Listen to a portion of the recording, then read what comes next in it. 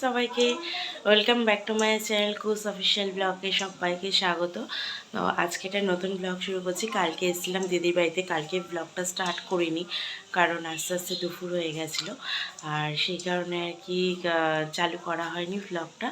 আর এখন সকাল থেকে চালু করলাম কারণ আজকে দিদির বাড়িতে সবাই নিমন্ত্রণ করেছে, মা বাবা এসছে তো নিমন্ত্রণ করেছে। আর আমি এখন উঠে পড়েছি, সকাল 7টার সময় উঠেছিলাম, তারপর প্রচণ্ড ঠান্ডা লাগছিল, সেই কারণে আবার ঢুকে গেছিলাম কম্বলের মধ্যে।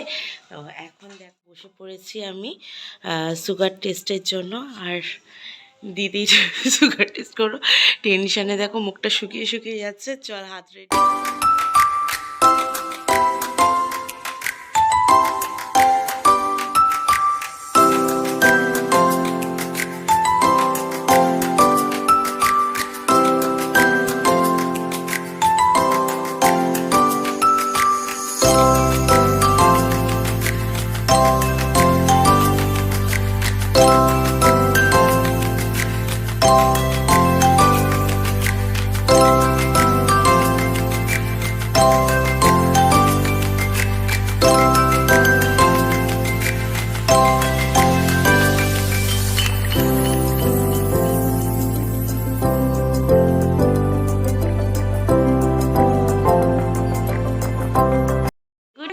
বাচ্চা ঘুম থেকে উঠে পড়েছে, এখনো কম্বলের ভিতরে শুধু পাটা দেখা যাচ্ছে, নাচাচ্ছে।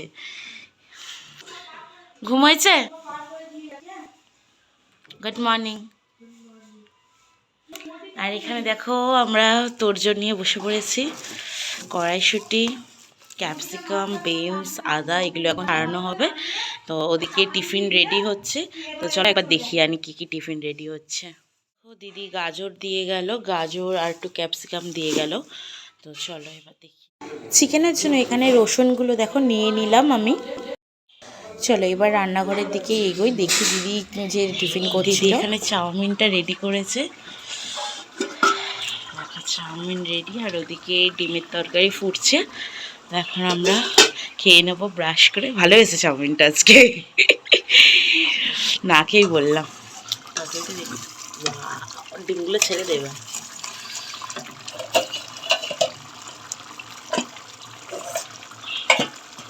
ডিমগুলোর হালাত খুব খারাপ হয়ে গেছে, ভেঙে গেছে, ওই জন্য আপাতত দুটোই ভালো করে করা হলো। এখন দেখো কড়াইশুঁটি ছাড়াতে বসে গেছি। আর এখানে এতটা কড়াইশুঁটি তোমরা দেখলে তখন এতগুলো এখন ছাড়াতে হবে। এখনও কিছুই হয়নি, ব্রাশ ট্রাশ কিছুই করিনি, এখন বাসি কাজ করতে বসে গেছি আগে, কারণ দুপুরের মধ্যে রান্নাটা রেডি করতে হবে, অনেক লোকজনের আয়োজন রয়েছে।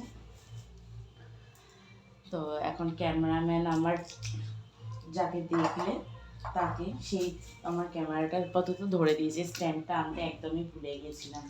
ভেবেছিলাম আনবো, কিন্তু তাড়াতাড়ির চোটে আমি একদম ভুলে গেছি। তো এখন দেখি কত কী করতে পারি, ভিডিওটা কতটা কন্টিনিউ করতে পারি।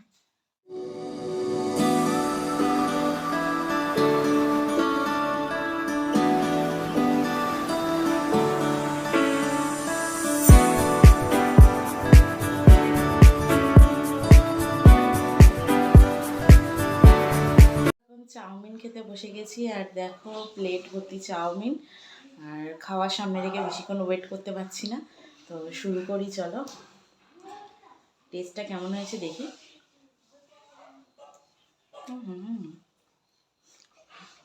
ভালো হয়েছে, নুনটা একটু কম হয়েছে, ভালো লাগছে। খেলা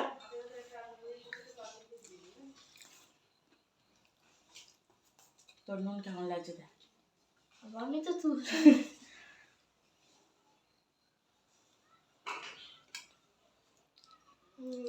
একটু কম হয়েছে। তো চলো যাই হোক, চালিয়ে নিচ্ছি সস সস দিয়ে। এমনিতে ঠিকঠাকই আছে, ভালো লাগছে। কি দিচ্ছিস? ডিম। ও বিশাল কিছু।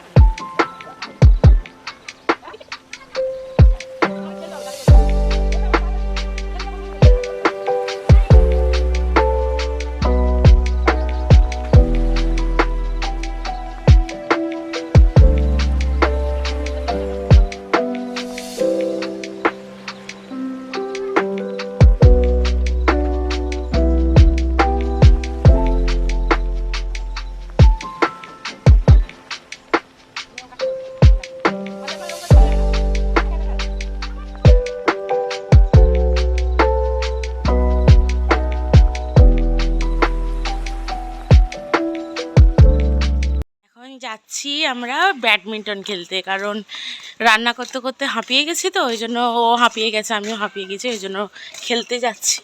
তো সামনে বড় মাঠ আছে, মাঠে খেলতে যাব না আপাতত। এটা পুরনো বাড়ি আর এটা হলো নতুন বাড়ি। তো এই পুরনো বাড়ির এখানে জায়গাটা পুরো ফাঁকা আছে, তো এখানেই এখন খেলবো। দে ব্যাট দে।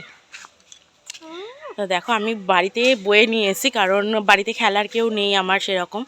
আর আমার বাড়িতেও আছে একটা সেম। ওর বাড়িতেও ব্যাট আছে, খেলার লোক নেই। আমার বাড়িতেও ব্যাট আছে, খেলার লোক নেই। সেই জন্য আমি নিয়ে এসেছি যাতে এখানে খেলতে পারি, দুদিনের জন্যই এসেছিলাম।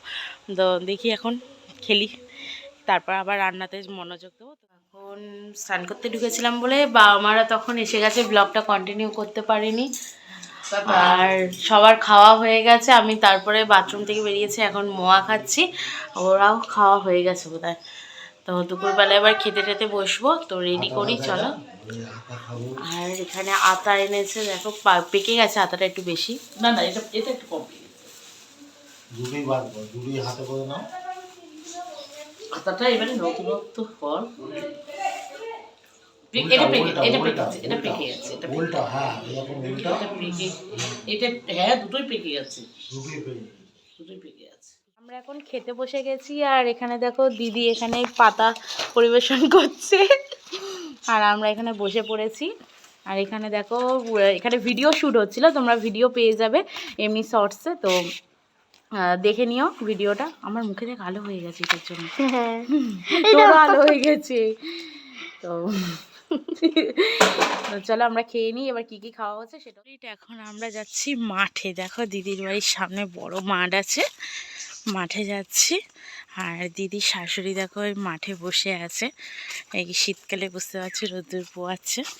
তো চলো মাঠে গিয়ে একটু ব্যাডমিন্টন খেলবো হয়তো, কারণ খেয়ে দিয়ে দুপুরবেলা ঘুমালে না শীতকালে বড্ড মাথা ধরে যায়, সেই কারণে কি মানে শোবো না। আর এই ছাগলরাও রয়েছে সাথে, আমরাও জয়েন্ট করছি মাঠে, একটু খেলে নিই। তারপর জামাইবু আসছে নাকি, ঠিক বুঝতে পারছি জামাইবু আসছে, জামাইবু এসে গেছে। দাঁড়াও না দাঁড়াও না দাঁড়াও না, ভালো লাগলো অফিস করে। কি হাসি, চ আমি জামাইবু এসে তুই ঝুঁকে যাচ্ছিস। ছাগলটা কামড়ায় কিনা আমি তাই দিদির শাশুড়িকে জিজ্ঞাসা করছিলাম, তা মা বললো যে হ্যাঁ ওরা কামড়াতে পারে না, তবে ওরা গুঁতায়। এখন সন্ধ্যেবেলা টিফিন খাওয়া হয়ে গেছে, আর এখন বাবা মা মাসি মেসোমশাই সবাই ওদের বাড়ি চলে যাচ্ছে, আমি দিদির বাড়িতেই থাকবো। তাই জামাইবাবুরা রেডি হয়ে গেছে বাবা মা মাসি মেসোকে দিয়ে আসার জন্য। আর দিদি বলছে যে আমি তো আমার বাড়িতেই আছি, আমি আর টাটা দিয়ে কি করব। আর এখানে দেখো আরেকজন ঘুমে পুরো ঢুলু হয়ে গেছে। মা আর মাসমণি বসে রয়েছে, কারণ ওদের এখনও খাওয়া হয়নি। বাবা আর মেসোমশাই ওদের রাতে ডিনারটা হয়ে গেছিলো, তাই এরা বসে রয়েছে। আর এটা দেখো দিদি শ্বশুর মশাই, আমার পছন্দের একটা মানুষ। আর এখানে দুই জামাইবাবু দেখো রেডি হয়ে নিয়েছে গাড়ি নিয়ে। মাসিমণি উঠলো ছোট জামাইবাবুর গাড়িতে, আর আমার মা উঠলো বড় জামাইবাবুর গাড়িতে, কারণ ছোট জামাইবাবুর বাইকটা অনেকটা উঁচু, আর বড় জামাইবাবুর স্কুটি, তাই আমার মার উঠতে অসুবিধা হয়, কারণ মার কোমরে অপারেশন রয়েছে। সেই জন্য সবাই টাটা বাই করে চলে গেল, রাত্রিরে আবার ফিরে আসলো জামাইবাবুরা। সবাই খেতে বসে গেছি। এটা আমার ছোট জামাইবাবু, আমার নেলপালিশের কালার এক হয়ে গেছে। এটা বড় জামাইবাবু, এটা দিদি তুই মুখে হাসি নেই কেন, খেতে দেয়নি, দিয়েছে তো এই তো।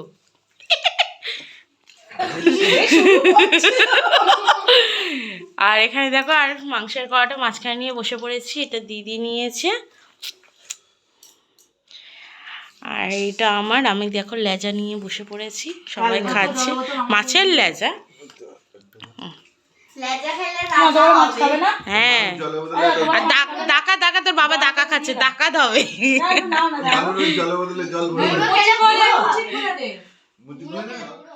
গুড নাইট সবাইকে, আজকের মতন শুভরাত্রি। আর ব্লগটা এখানেই শেষ করছি, তো চলো আমি খেয়ে নিই, টাটা।